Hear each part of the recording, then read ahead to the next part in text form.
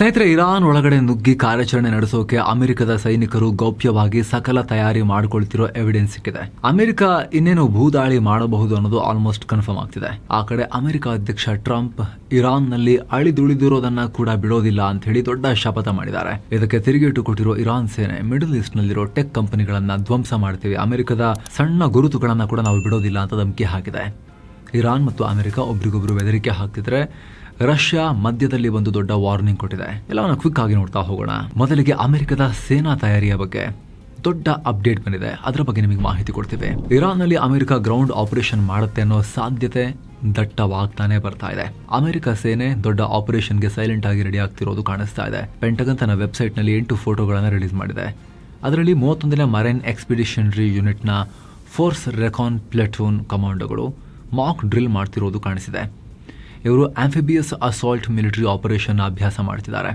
ಅಂದರೆ ಸೈನಿಕರು ಹಡಗು ಅಥವಾ ಸಬ್ಮರೀನ್ ಮೂಲಕ ಬಂದು ನೇರವಾಗಿ ಶತ್ರು ರಾಷ್ಟ್ರದ ಭೂಮಿ ಮೇಲೆ ಲ್ಯಾಂಡ್ ಆಗಿ ಕಾರ್ಯಾಚರಣೆ ನಡೆಸೋದು, ಅಲ್ಲಿನ ಪ್ರದೇಶ ಅಥವಾ ಸ್ಟ್ರಾಟಜಿಕ್ ಆಸೆಟ್ಸ್ ಅನ್ನು ವಶಕ್ಕೆ ಪಡೆಯೋದು ಈ ಕಾರ್ಯಾಚರಣೆಯ ಉದ್ದೇಶ. ಇದನ್ನೇ ಈಗ ಹಿಂದೂ ಮಹಾಸಾಗರದ ಡಿಯಾಗೋ ಗಾರ್ಷಿಯಾ ಮಿಲಿಟರಿ ಬೇಸ್ನಲ್ಲಿ ಅಣುಕು ಪ್ರದರ್ಶನ ಮಾಡಲಾಗಿದೆ. ಸಮುದ್ರದಿಂದ ಬಂದು ನುಗ್ಗಿ ದಾಳಿ ಮಾಡೋ ಪ್ರಾಕ್ಟೀಸ್ ಮಾಡ್ತಿದ್ದಾರೆ. ಕಾರ್ಗ್ ಹಾಗೂ ಇರಾನ್ನ ಸ್ಟ್ರಾಟಜಿಕ್ ದ್ವೀಪಗಳು ಅಬು ಮೂಸಾ, ಲೆಸರ್ ಟಮ್, ಗ್ರೇಟರ್ ಟಮ್ ಎಲ್ಲ ಇದಾವಲ್ಲ, ಅವುಗಳ ಮೇಲೆ ದಾಳಿ ಮಾಡೋಕೆ ಅಮೆರಿಕ ಪ್ರಾಕ್ಟೀಸ್ ಮಾಡ್ತಿದೆ ಅಂತ ಹೇಳಲಾಗ್ತಿದೆ. ಜೊತೆಗೆ ಈ 31ನೇ ಯೂನಿಟ್ USS ಟ್ರಿಪೋಲಿ ಹಡಗಿನ ಗುಂಪಿಗೆ ಸೇರಿದೆ. ಈ ಗುಂಪಲ್ಲಿ ಸುಮಾರು 2400 ಮರೈನ್ಸ್ ಇದ್ದಾರೆ. USS ಟ್ರಿಪೋಲಿ ಈಗ ಆಲ್ರೆಡಿ ಮಿಡಲ್ ಈಸ್ಟ್ನಲ್ಲಿ ಕಾರ್ಯಾಚರಣೆ ನಡೆಸ್ತಾ ಇದೆ. ಇಷ್ಟೇ ಅಲ್ಲದೆ ಇರಾನ್ ಯುದ್ಧದ ಕಾರಣದಿಂದ ಮರೈನ್ಸ್ ಸೇರಿ ಸುಮಾರು 50,000 ಅಮೆರಿಕನ್ ಸೈನಿಕರು ಆಲ್ರೆಡಿ ಮಿಡಲ್ ಈಸ್ಟ್ನಲ್ಲಿ ರೆಡಿಯಾಗಿದ್ದಾರೆ ಅಂತ US ಸೆಂಟ್ರಲ್ ಕಮಾಂಡ್ ಕನ್ಫರ್ಮ್ ಮಾಡಿದೆ. ಈಗ ರಿಲೀಸ್ ಆಗಿರೋ ಈ ಕಮಾಂಡೋಗಳ ಮಾಕ್ ಡ್ರಿಲ್ ಫೋಟೋಗಳನ್ನು ನೋಡಿದ್ರೆ ಅಮೆರಿಕ ಇರಾನ್ನಲ್ಲಿ ಗ್ರೌಂಡ್ ಇನ್ವೇಷನ್ಗೆ ಪ್ಲಾನ್ ಮಾಡಿರೋದು ಕ್ಲಿಯರ್ ಆಗಿ ಕಾಣಿಸ್ತಾ ಇದೆ. ಈ ನಡುವೆ ಅಮೆರಿಕ ಅಧ್ಯಕ್ಷ ಡೊನಾಲ್ಡ್ ಟ್ರಂಪ್ ಪುನಃ ಇರಾನ್ಗೆ ವಾರ್ನಿಂಗ್ ಕೊಟ್ಟಿದ್ದಾರೆ. ಇರಾನ್ನಲ್ಲಿ ಅಳಿದುಳಿದ ಏನನ್ನ ಕೂಡ ನಾವು ಬಿಡೋದಿಲ್ಲ, ನಾಶ ಮಾಡ್ತೀವಿ, ನಮ್ಮ ನೆಕ್ಸ್ಟ್ ಟಾರ್ಗೆಟ್ ಏನು ಅಂತ ಕೂಡ ಹೇಳ್ಕೊಂಡಿದ್ದಾರೆ. ಇರಾನ್ನಲ್ಲಿ ಈಗ ಏನು ಉಳಿದಿದೆಯೋ ಅದನ್ನು ಹೊಡೆಯೋಕೆ ಅಮೆರಿಕದ ಮಿಲಿಟರಿ ಇನ್ನೂ ಕಾರ್ಯಾಚರಣೆನೇ ಶುರು ಮಾಡಿಲ್ಲ. ಒಂದು ವೇಳೆ ನಮ್ಮೊಂದಿಗೆ ಮಾತುಕತೆ ಫೇಲ್ ಆದರೆ ನಾವು ಇರಾನ್ನ ಸುಮ್ಮನೆ ಬಿಡೋದಿಲ್ಲ. ಮೊದಲು ಸೇತುವೆಗಳು, ಆಮೇಲೆ ಎಲೆಕ್ಟ್ರಿಕ್ ಪವರ್ ಪ್ಲಾಂಟ್ಗಳನ್ನು ನಾಶ ಮಾಡ್ತೀವಿ. ಅಲ್ಲಿನ ಹೊಸ ನಾಯಕರಿಗೆ ಏನು ಮಾಡಬೇಕು ಅಂತ ಚೆನ್ನಾಗಿ ಗೊತ್ತಿದೆ. ಅವರು ಅದನ್ನು ಆದಷ್ಟು ಬೇಗ ಮಾಡಬೇಕು ಅಷ್ಟೇ ಅಂತ ಪೋಸ್ಟ್ ಹಾಕಿ ವಾರ್ನಿಂಗ್ ಕೊಟ್ಟಿದ್ದಾರೆ. ಇರಾನ್ನ ದೊಡ್ಡ ಬ್ರಿಡ್ಜ್ ಒಂದರ ಮೇಲೆ ಅಮೆರಿಕ ಭೀಕರ ದಾಳಿ ಮಾಡಿತ್ತು. ಇದಕ್ಕೆ ಸಿಟ್ಟಾದ ಇರಾನ್ ಮಿಡಲ್ ಈಸ್ಟ್ನಲ್ಲಿರೋ ಅಮೆರಿಕದ ಮಿತ್ರರು ಗಲ್ಫ್ ರಾಷ್ಟ್ರಗಳು ಅಲ್ಲಿರೋ ಬ್ರಿಡ್ಜ್ಗಳ ಲಿಸ್ಟನ್ನು ಬಿಡುಗಡೆ ಮಾಡಿ ಅದರ ಮೇಲೆ ದಾಳಿ ಮಾಡ್ತೀವಿ ಅನ್ನೋ ಬೆದರಿಕೆ ಹಾಕಿತ್ತು. ಈಗ ಟ್ರಂಪ್ ಮತ್ತೊಮ್ಮೆ ಇನ್ನಷ್ಟು ಹೊಡಿತೀವಿ ಅನ್ನೋ ವಾರ್ನಿಂಗ್ ಕೊಟ್ಟಿದ್ದಾರೆ. ಇತ್ತ ಇರಾನ್ ಅಮೆರಿಕಗೆ ದೊಡ್ಡ ವಾರ್ನಿಂಗ್ ಕೊಟ್ಟಿದೆ. ಒಂದು ವೇಳೆ ಅಮೆರಿಕ ಏನಾದರೂ ಇರಾನ್ನ ಪವರ್ ಪ್ಲಾಂಟ್ಗಳ ಮೇಲೆ ಅಟ್ಯಾಕ್ ಮಾಡಿದ್ರೆ ನಾವು ಸುಮ್ಮನೆ ಕೂರೋದಿಲ್ಲ ಅಂತ ಇರಾನ್ ಸೇನೆ ಅಬ್ಬರಿಸಿದೆ. ಇರಾನ್ ಸೇನಾ ವಕ್ತಾರ ಇಬ್ರಾಹಿಂ ಜೋಲ್ಪಾಗರಿ ಈ ಬಗ್ಗೆ ಮಾತನಾಡಿದ್ದು, ಅಮೆರಿಕ ನಮ್ಮ ಪವರ್ ಪ್ಲಾಂಟ್ಗಳನ್ನು ಟಾರ್ಗೆಟ್ ಮಾಡಿದ್ರೆ ನಾವು ಸುಮ್ಮನಿರೋದಿಲ್ಲ. ಮಿಡಲ್ ಈಸ್ಟ್ನಲ್ಲಿರೋ ಎನರ್ಜಿ ಇನ್ಫ್ರಾಸ್ಟ್ರಕ್ಚರ್ ಮಾತ್ರ ಅಲ್ಲ, ಅಮೆರಿಕನ್ ಶೇರ್ ಹೋಲ್ಡರ್ಸ್ ಆಗಿರೋ ಟೆಲಿಕಾಂ ಮತ್ತು IT ಕಂಪನಿಗಳ ಮೇಲೂ ಕೂಡ ದಾಳಿ ಮಾಡ್ತೀವಿ ಅಂತ ಎಚ್ಚರಿಸಿದ್ದಾರೆ. ಇನ್ನು ಸ್ನೇಹಿತರೆ, 13 ದಿನಗಳ ಫುಲ್ ಟೋಟಲ್ 4 ಧಾಮ್ ಯಾತ್ರೆ, ಆಲ್ ಇನ್ಕ್ಲೂಸಿವ್ ಪ್ಯಾಕೇಜ್, ಸೀನಿಯರ್ ಸಿಟಿಸನ್ಸ್ಗೆ ಸ್ಪೆಷಲ್ ಕೇರ್ ಕೂಡ ಇರುತ್ತೆ. ಆಸಕ್ತರು ಕಾಲ್ ಮಾಡಿ ಬುಕ್ ಮಾಡಿಕೊಂಡು ಹೋಗಿ ಬರ್ಬೋದು. ಇನ್ನೊಂದು ಕಡೆ ಅಮೆರಿಕ ಅಧ್ಯಕ್ಷ ಡೊನಾಲ್ಡ್ ಟ್ರಂಪ್ ಇಂಟ್ರೆಸ್ಟಿಂಗ್ ಹೇಳಿಕೆಯನ್ನು ಕೊಟ್ಟಿದ್ದಾರೆ. ಇರಾನ್ ಯುದ್ಧದ ವಿಚಾರದಲ್ಲಿ ಇಸ್ರೇಲ್ ಕಂಪ್ಲೀಟ್ ಆಗಿ ನನ್ನ ಕಂಟ್ರೋಲ್ನಲ್ಲಿದೆ, ಅವರು ನಾನು ಹೇಳಿದ ಹಾಗೆ ಕೇಳ್ತಾರೆ, ನಾನು ಯುದ್ಧ ನಿಲ್ಲಿಸಿದ್ರೆ ಅವರು ನಿಲ್ಲಿಸ್ತಾರೆ ಅಂತ ಇಂಟರ್ವ್ಯೂ ಒಂದರಲ್ಲಿ ಹೇಳಿದ್ದಾರೆ. ಕಳೆದ ತಿಂಗಳಷ್ಟೇ ಯುದ್ಧ ನಿಲ್ಲಿಸುವ ವಿಚಾರ ನನ್ನ ಮತ್ತು ನೆತನ್ಯಾಹು ನಡುವೆ ಮ್ಯೂಚುವಲ್ ಡಿಸಿಷನ್ ಆಗಿರುತ್ತೆ ಅಂತ ಹೇಳಿದ್ದ ಟ್ರಂಪ್ ಈಗ ದಿಢೀರ್ ಅಂತ ಚೇಂಜ್ ಮಾಡಿದ್ದಾರೆ. ಯುದ್ಧದ ಬಗ್ಗೆ ಮಾತನಾಡಿರೋ ಟ್ರಂಪ್, ಇರಾನ್ ತುಂಬ ಟಫ್ ಆಗಿದೆ, ಅವ್ರು ಎಷ್ಟೇ ಪೆಟ್ಟು ತಿಂದರೂ ತಡ್ಕೊಳ್ಳೋ ತಾಕತ್ತನ್ನು ಹೊಂದಿದ್ದಾರೆ, ಅದಕ್ಕೆ ನಾನು ಅವರಿಗೆ ರೆಸ್ಪೆಕ್ಟ್ ಕೊಡ್ತೀನಿ. ಆದರೆ ಸತ್ಯ ಏನು ಅಂದರೆ ಅವರು ಫೈಟರ್ಗಳಿಗಿಂತ ಒಳ್ಳೆ ನೆಗೋಸಿಯೇಟರ್ಸ್ ಅಂತ ಹೊಗಳಿದ್ದಾರೆ. ಅಮೆರಿಕ ಈ ರೀತಿ ತಯಾರಿ ಮಾಡ್ಕೊಳ್ತಾ ಇದ್ರೆ ಮಿಡಲ್ ಈಸ್ಟ್ನಲ್ಲಿ ನಡೀತಾ ಇರೋ ಯುದ್ಧದ ಬಗ್ಗೆ ರಷ್ಯಾ ಈಗ ಅಮೆರಿಕ ಮತ್ತು ಇಸ್ರೇಲ್ಗೆ ಸ್ಟ್ರಾಂಗ್ ವಾರ್ನಿಂಗ್ ಕೊಟ್ಟಿದೆ. ವಿಶ್ವಸಂಸ್ಥೆಯ ಭದ್ರತಾ ಮಂಡಳಿ ಸಭೆಯಲ್ಲಿ ಮಾತನಾಡಿದ ರಷ್ಯಾದ ಪ್ರತಿನಿಧಿ ವಾಸಿಲಿ ನೆಬೆನ್ಜಿಯಾ, ಬೆಂಕಿಯೊಂದಿಗೆ ಆಟವಾಡೋದನ್ನು ನಿಲ್ಲಿಸಿ ಅಂತ ಹೇಳಿದ್ದಾರೆ. ಜೊತೆಗೆ ಇರಾನ್ ಮೇಲೆ ಅಮೆರಿಕ ಮತ್ತು ಇಸ್ರೇಲ್ ಅನ್ಯಾಯದ ದಾಳಿಗಳನ್ನು ನಡೆಸ್ತಾ ಇವೆ.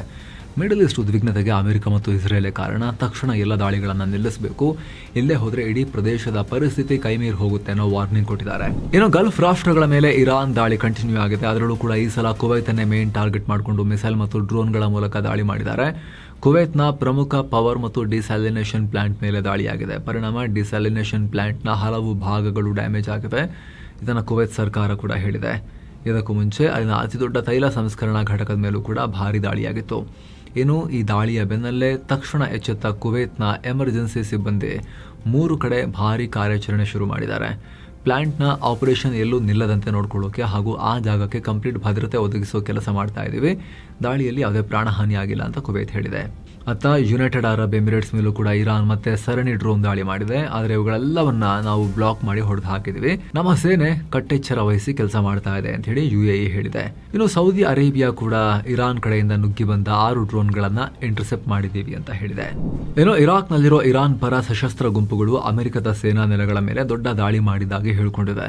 ಸರಾಯ ಔಲಿಯಾ ಅಲ್ ದಮ್ ಅನ್ನೋ ಗ್ರೂಪ್ 5 ಕಡೆ ದಾಳಿ ಮಾಡಿರುವುದಾಗಿ ಹೇಳಿದೆ. ಇತ್ತ ಇಸ್ಲಾಮಿಕ್ ರೆಸಿಸ್ಟೆನ್ಸ್ ಇನ್ ಇರಾಕ್ ಅನ್ನೋ ಸಂಘಟನೆ ಅಮೆರಿಕದ ನೆಲೆಗಳನ್ನು ಗುರಿಯಾಗಿಸಿ ಬರೋಬ್ಬರಿ 23 ಕಡೆ ದಾಳಿ ಮಾಡಿದ್ದೀವಿ ಅಂತ ಘೋಷಿಸಿದೆ. ಡಜನ್ ಗಟ್ಟಲೆ ಡ್ರೋನ್ಗಳನ್ನು ನುಗ್ಗಿಸಿ ದಾಳಿ ಮಾಡಿದ್ದೀವಿ ಅಂತ ಹೇಳಿದೆ. ಸದ್ಯ ಈ ದಾಳಿಗಳಿಂದ ಅಮೆರಿಕದ ಬೇಸ್ಗಳಲ್ಲಿ ಏನ್ ಲಾಸ್ ಆಗಿದೆ ಅನ್ನೋದ್ರ ಬಗ್ಗೆ ಇನ್ನಷ್ಟೇ ಕ್ಲಾರಿಟಿ ಸಿಗಬೇಕು. ಇತ್ತ ಇಸ್ರೇಲ್ ಮತ್ತು ಅಮೆರಿಕ ಇರಾನ್ನಲ್ಲಿ ದಾಳಿ ಕಂಟಿನ್ಯೂ ಮಾಡಿವೆ. ಇದೀಗ ದಕ್ಷಿಣ ಇರಾನ್ನ ಬುಷೆಹರ್ ಪ್ರಾಂತ್ಯದಲ್ಲಿರೋ ರೆಡ್ ಕ್ರೆಸೆಂಟ್ನ ರಿಲೀಫ್ ವೆಲ್ಫೇರ್ ಹೌಸ್ ಮೇಲೆ ಡ್ರೋನ್ ದಾಳಿಯಾಗಿದೆ. ಈ ದಾಳಿಯಲ್ಲಿ ಸಾಮಗ್ರಿ ಇದ್ದ 2 ದೊಡ್ಡ ಕಂಟೈನರ್ಗಳು, 2 ಬಸ್ಗಳು ಮತ್ತು ತುರ್ತು ಸೇವೆಗೆ ಬಳಸ್ತಾ ಇದ್ದ ವೆಹಿಕಲ್ಗಳು ನಾಶವಾಗಿವೆ ಅಂತ ಇರಾನ್ ಮಾಧ್ಯಮಗಳು ರಿಪೋರ್ಟ್ ಮಾಡಿವೆ. ಆದರೆ ಯಾವುದೇ ಪ್ರಾಣಾಪಾಯ ಉಂಟಾಗಿಲ್ಲ. ಇನ್ನು ಲೆಬನಾನ್ನಲ್ಲಿ ಗ್ರೌಂಡ್ ಆಪರೇಷನ್ ಮಾಡ್ತಿರೋ ಇಸ್ರೇಲ್ ಪಡೆಗಳು 15 ಹಿಜ್ಬುಲ್ಲಾ ಉಗ್ರಗಾಮಿಗಳನ್ನ ದಾಳಿ ಮಾಡಿ ಹೊಡೆದು ಹಾಕಿದ್ದೀವಿ ಅಂತ ಹೇಳಿದ್ದಾರೆ. ಲೆಬನಾನ್ನ ವೆಸ್ಟರ್ನ್ ಸೆಕ್ಟರ್ನಲ್ಲಿ ಆಪರೇಷನ್ ಮಾಡ್ತಾ ಇದ್ದ ಇಸ್ರೇಲ್ನ 146ನೇ ಡಿವಿಷನ್ ಪಡೆ ಒಂದೇ ಕಡೆ 15 ಉಗ್ರಗಾಮಿಗಳನ್ನ ಗುರುತಿಸಿ ಹೊಡೆದು ಹಾಕಿದ್ದೀವಿ ಅಂತ ಹೇಳಿದೆ. ಹಾಗೆ ಇನ್ನೊಂದು ಕಾರ್ಯಾಚರಣೆಯಲ್ಲಿ ಇಸ್ರೇಲ್ ಕಡೆಗೆ ಆಂಟಿ ಟ್ಯಾಂಕ್ ಮಿಸೈಲ್ ಹಾರಿಸೋಕೆ ಪ್ಲಾನ್ ಮಾಡ್ತಾ ಇದ್ದ ಮತ್ತೊಂದು ಹಿಜ್ಬುಲ್ಲಾ ಉಗ್ರರ ಗುಂಪನ್ನ ಇಸ್ರೇಲ್ ಪತ್ತೆ ಹಚ್ಚಿದೆ. ಆ ಉಗ್ರರ ಗುಂಪಿನ ಮೇಲೂ ಕೂಡ ದಾಳಿ ಮಾಡಿ ನ್ಯೂಟ್ರಲೈಸ್ ಮಾಡಿದೆ ಅಂತ ಇಸ್ರೇಲ್ ಸೇನೆ ಮಾಹಿತಿ ಕೊಟ್ಟಿದೆ. ಇನ್ನು ಓವರ್ ಆಲ್ ದಕ್ಷಿಣ ಲೆಬನಾನ್ನಲ್ಲಿ ಇಸ್ರೇಲ್ ಏನೆಲ್ಲ ಮಾಡಿದೆ ಅಂತ ಹೇಳಿ ಮಾಹಿತಿ ಕೊಟ್ಟಿದೆ. 1 ತಿಂಗಳಲ್ಲಿ ಲೆಬನಾನಾದ್ಯಂತ ಬರೋಬ್ಬರಿ 3,500ಕ್ಕೂ ಅಧಿಕ ಟಾರ್ಗೆಟ್ಗಳ ಮೇಲೆ ದಾಳಿ ಮಾಡಿದ್ದೀವಿ. ಸುಮಾರು 1,000 ಹಿಜ್ಬುಲ್ಲಾಗಳನ್ನು ನಾವು ಮುಗಿಸಿದೀವಿ ಅಂತ ಘೋಷಿಸಿದ್ದಾರೆ. 1,000 ಹಿಜ್ಬುಲ್ಲಾಗಳನ್ನು ಮುಗಿಸಿದೀವಿ ಅಂತ. ಅಲ್ಲದೆ ಶಸ್ತ್ರಾಸ್ತ್ರ ಸಾಗಾಣಿಕೆಗೆ ಬಳಸ್ತಾ ಇದ್ದ 5 ಬ್ರಿಡ್ಜ್ಗಳನ್ನು ನಾಶ ಮಾಡಿದ್ದೀವಿ. ಅಲ್ಲದೆ ಶಸ್ತ್ರಾಸ್ತ್ರ ಸಂಗ್ರಹಾಗಾರಗಳು, ಹಿಜ್ಬುಲ್ಲಾಗಳ ಆರ್ಥಿಕ ಕೇಂದ್ರಗಳನ್ನು ಕೂಡ ಧ್ವಂಸ ಮಾಡಲಾಗಿದೆ ಅಂತ ಇಸ್ರೇಲ್ ಸೇನೆ ಹೇಳಿದೆ. ಇನ್ನು ವಿಶ್ವದ ಅಪಾಯಕಾರಿ ಸಮುದ್ರ ಮಾರ್ಗವಾಗಿ ಬದಲಾಗಿರುವ ಹಾರ್ಮುಜ್ನಲ್ಲಿ ಈಗ ಹಡಗುಗಳ ಸಂಚಾರ ಸ್ವಲ್ಪ ಮಟ್ಟಿಗೆ ಚೇತರಿಸಿಕೊಳ್ತಾ ಇದೆ. ಕಳೆದ ಬುಧವಾರ ಒಂದೇ ದಿನ 16 ಹಡಗುಗಳು ಈ ಮಾರ್ಗವಾಗಿ ಪಾಸ್ ಆಗಿವೆ ಅಂತ ಮ್ಯಾರಿಟೈಮ್ ಇಂಟೆಲಿಜೆನ್ಸ್ ಸಂಸ್ಥೆ ವಿಂಡ್ವಾರ್ಡ್ ಹೇಳಿದೆ. ವಿಶೇಷ ಅಂದ್ರೆ ಈ ಎಲ್ಲಾ ಹಡಗುಗಳು ಇರಾನ್ನ ಲಾರಕ್ ಐಲ್ಯಾಂಡ್ ಮಾರ್ಗವನ್ನೇ ಬಳಸಿವೆ. ಇದರ ಅರ್ಥ ಅಮೆರಿಕ ಇಸ್ರೇಲ್ ಜೊತೆ ಯುದ್ಧ ನಡೀತಾ ಇದ್ರೂ ಕೂಡ ಬೇರೆ ದೇಶಗಳು ತಮ್ಮ ಹಡಗುಗಳನ್ನ ಸೇಫ್ ಆಗಿ ಕಳಿಸೋಕೆ ಇರಾನ್ ಜೊತೆ ಸಂಧಾನ ಮಾಡ್ಕೊಳ್ತಿವೆ ಅನ್ನೋದು ಸ್ಪಷ್ಟವಾಗಿದೆ. ಆದ್ರೆ ಯುದ್ಧ ಶುರುವಾಗೋ ಮೊದಲು ಇಲ್ಲಿ ದಿನಕ್ಕೆ ಬರೋಬ್ಬರಿ 130 ಹಡಗುಗಳು ಓಡಾಡ್ತಾ ಇದ್ವು. ಈಗ ಆ ಸಂಖ್ಯೆ ಬರೀ 16ಕ್ಕೆ ಇಳಿದಿದೆ. ಅಂದ್ರೆ ಹಡಗುಗಳ ಸಂಚಾರ ಸ್ವಲ್ಪ ಜಾಸ್ತಿ ಆಗ್ತಾ ಇದ್ರೂ ಕೂಡ ನಾರ್ಮಲ್ ಸ್ಥಿತಿಗೆ ಬರೋಕೆ ಇನ್ನು ತುಂಬಾ ದಿನ ಬೇಕು ಅನ್ನೋ ವಾತಾವರಣ ಇದೆ. ಆದರೆ ಯುದ್ಧ ತೀವ್ರಗೊಂಡ್ರೆ ಒಂದು ಹಡಗು ಕೂಡ ಹಾರ್ಮುಜ್ ಪಾಸ್ ಆಗದೇನೆ ಇರಬಹುದು. ಅತ ಯುದ್ಧದ ನಡುವೆ ಒಮಾನ್ನ 3 ಬೃಹತ್ ಹಡಗುಗಳು ಇರಾನ್ ಕಣ್ತಪ್ಪಿಸಿ ಹಾರ್ಮುಜ್ ದಾಟಿ ಪಾರಾಗಿವೆ ಅಂತ ಬ್ಲೂಮ್ಬರ್ಗ್ ರಿಪೋರ್ಟ್ ಮಾಡಿದೆ. ಸ್ಯಾಟಲೈಟ್ ಡೇಟಾ ಆಧಾರದ ಮೇಲೆ ರಿಪೋರ್ಟ್ ಮಾಡಿದ್ದಾರೆ. ಇರಾನ್ನ ಲಾರಕ್ ಮತ್ತು ಕೇಶ್ಮ್ ಐಲ್ಯಾಂಡ್ಗಳ ನಡುವಿನ ಡೇಂಜರಸ್ ದಾರಿಗೆ ಹೋಗದೆ ಒಮಾನ್ ಕರಾವಳಿಯನ್ನೇ ಅಂಟಿಕೊಂಡು ದಕ್ಷಿಣ ಭಾಗದ ದಾರಿಯಲ್ಲಿ ಸಾಗಿದ್ದಾರೆ. ಇದರಲ್ಲಿ 2 ಆಯಿಲ್ ಟ್ಯಾಂಕರ್ ಮತ್ತು 1 LNG ಹೊತ್ತ ಹಡಗು ಯುದ್ಧ ಶುರುವಾದ ಮೇಲೆ ಈ ಮಾರ್ಗವಾಗಿ ಹೊರಬಂದ ಮೊದಲ LNG ಕ್ಯಾರಿಯರ್ ಇದು ಅನ್ನೋ ಮಾಹಿತಿ ಕೊಟ್ಟಿದ್ದಾರೆ. ಏನೋ ಹಾರ್ಮುಜ್ ಜಲಸಂಧಿ ಓಪನ್ ಮಾಡೋಕೆ ಫ್ರಾನ್ಸ್ ಮತ್ತು ದಕ್ಷಿಣ ಕೊರಿಯಾ ಕೈ ಜೋಡಿಸಿದ್ದಾರೆ. ಈ ವಿಚಾರವಾಗಿ ಫ್ರಾನ್ಸ್ ಅಧ್ಯಕ್ಷ ಮ್ಯಾಕ್ರಾನ್ ಮತ್ತು ದಕ್ಷಿಣ ಕೊರಿಯಾ ಅಧ್ಯಕ್ಷ ಲೀ ಜೆ ಮ್ಯೂಂಗ್ ಮೀಟಿಂಗ್ ಮಾಡಿದ್ದಾರೆ. ಹಾರ್ಮುಜ್ ಸಮುದ್ರ ಮಾರ್ಗವನ್ನು ಮತ್ತೆ ಓಪನ್ ಮಾಡಿಸೋಕೆ ಒಟ್ಟಾಗಿ ಕೆಲಸ ಮಾಡೋದಾಗಿ ಹೇಳಿದ್ದಾರೆ.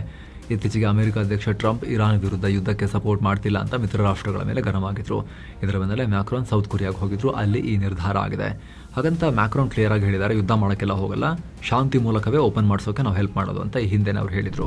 ಇನ್ನು ಹಾರ್ಮುಜ್ ಜಲಸಂಧಿ ವಿಚಾರದಲ್ಲಿ ವಿಶ್ವಸಂಸ್ಥೆಯ ಭದ್ರತಾ ಮಂಡಳಿಯ ವೋಟಿಂಗ್ ಮುನ್ನ ಇರಾನ್ ದೊಡ್ಡ ಎಚ್ಚರಿಕೆ ಕೊಟ್ಟಿದೆ. ಈ ಜಲಮಾರ್ಗವನ್ನು ಓಪನ್ ಮಾಡೋಕೆ ರಕ್ಷಣಾತ್ಮಕ ಕ್ರಮಗಳನ್ನು ತಗೊಳ್ಳೋ ಬಗ್ಗೆ ಭದ್ರತಾ ಮಂಡಳಿಯಲ್ಲಿ ನಿರ್ಣಯ ಪಾಸ್ ಆಗೋ ಸಾಧ್ಯತೆ ಇದೆ.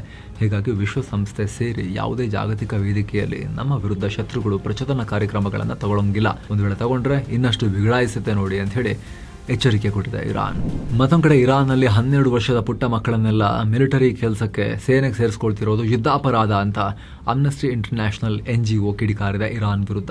ಇರಾನ್ನ IRGCನೇ ಹೇಳಿತ್ತು, ಅಧಿಕೃತವಾಗಿ ಇದನ್ನು ಅವರು ಹೇಳಿದರು. ಚೆಕ್ ಪೋಸ್ಟ್ ಮತ್ತು ಪ್ಯಾಟ್ರೋಲಿಂಗ್ ಕೆಲಸಗಳಿಗಾಗಿ ಕನಿಷ್ಠ 12 ವಯಸ್ಸಾಗಿದ್ರೂ ಕೂಡ ಸಾಕು, ನಾವು ಯೂಸ್ ಮಾಡ್ಕೊಳ್ತೀವಿ, ಯುದ್ಧ ನಡೀತಿದೆ, ದೇಶಕ್ಕೆ ಅನಿವಾರ್ಯ ಅಂತ ಅವ್ರು ಹೇಳ್ಕೊಂಡಿದ್ರು. ಅದಾದ್ಮೇಲೆ ಹಲವು ಕಡೆ ಕೈಯಲ್ಲಿ ಬಂದೂಕ್ ಹಿಡಿದು ಚಿಕ್ಕ ಚಿಕ್ಕ ವಯಸ್ಸಿನ ಅಪ್ರಾಪ್ತರೆಲ್ಲ ನಿಂತ್ಕೊಂಡಿರೋ ವಿಡಿಯೋಸ್ ಮತ್ತು ಫೋಟೋಸ್ ಕೂಡ ಹೊರಬಂದಿದ್ವು. ಈಗ ಈ NGO ಈ ರೀತಿ ಟೀಕೆ ಮಾಡಿದೆ ಅದನ್ನ. ಸೊ ಸ್ನೇಹಿತರೆ, ಈ ರೀತಿ ನಿರಂತರವಾಗಿ ನಾವು ಮಿಡಲ್ ಈಸ್ಟ್ ನ ಎಲ್ಲಾ ಪ್ರಮುಖ ವಿದ್ಯಮಾನಗಳ ಅಪ್ಡೇಟ್ ಅನ್ನ, ವೆರಿಫೈಡ್ ಮಾಹಿತಿಯನ್ನ ತಲುಪಿಸ್ತಾನೆ ಇರ್ತೀವಿ. ದಯವಿಟ್ಟು ಸಬ್ಸ್ಕ್ರೈಬ್ ಮಾಡಿ. ಹಾಗೆ ವಿಡಿಯೋ ಕೆಳಗಡೆ ಇರೋ ಜಾಯಿನ್ ಬಟನ್ ಮೂಲಕ ಆಸಕ್ತ ವೀಕ್ಷಕರು ಮಸ್ಮಗ ಪ್ರೀಮಿಯಂ ಮೆಂಬರ್ಸ್ ಕೂಡ ಆಗ್ಬೋದು. ಎಲ್ಲ ಮೆಂಬರ್ ಓನ್ಲಿ ವಿಡಿಯೋಸ್ ಅನ್ನ ಆಮೇಲೆ ನೋಡೋಕೆ ಶುರು ಮಾಡಬಹುದು. ಎಲ್ಲಕ್ಕಿಂತ ಮುಖ್ಯವಾಗಿ ನಾವು ಅದನ್ನ ನೀವು ನಮಗೆ ಕೊಡೋ ಅತಿ ದೊಡ್ಡ ಬೆಂಬಲ ಅಂತ ಪರಿಗಣಿಸ್ತೇವೆ. ಆಸಕ್ತರು ಜಾಯಿನ್ ಬಟನ್ ಚೆಕ್ ಮಾಡಿ ಸ್ನೇಹಿತರೆ. ಮತ್ತೆ ಭೇಟಿ ಆಗ್ತಿರೋಣ. ನಮಸ್ತೆ.